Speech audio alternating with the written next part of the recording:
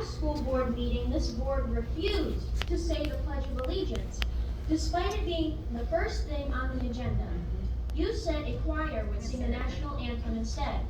Newsflash, people, the two aren't interchangeable.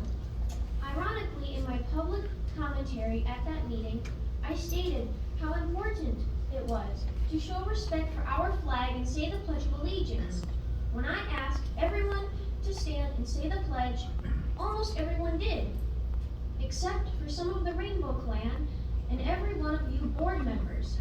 What a shameful and disrespectful display that was.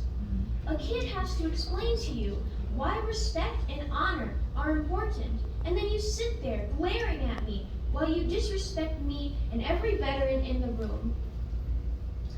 You had a room full of kids here at the last meeting, and you showed them the Pledge of Allegiance is irrelevant and unworthy of recognition. As elected officials who are supposed to ensure the proper education of children, what you did was reprehensible. Unfortunately, I see no shame amongst you. I doubt any of you risked your lives by serving in our military. My dad did, as have many members in my family. You spit in the faces of every military family and every soldier, past and present, by refusing to say the pledge at the last meeting.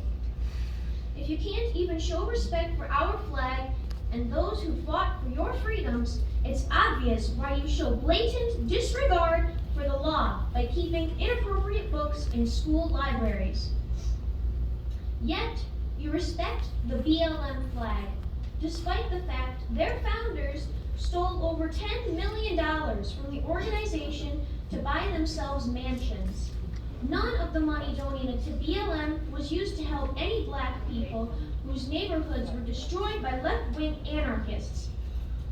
BLM is a criminal organization, and yet you want to honor them by displaying their flag? Then there's the Rainbow Pride flag, which represents sexual body parts, gender identification, and sexual relationships. A sex flag has no place in any classroom, and there should never be pride in deviance or glorification of mental illness. Keep your sexual beliefs at home and leave the children in schools out of it. The only honorable flag is the American flag.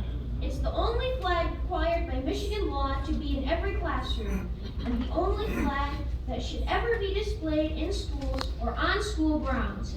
It's past time to get your priorities straight here. Thank you.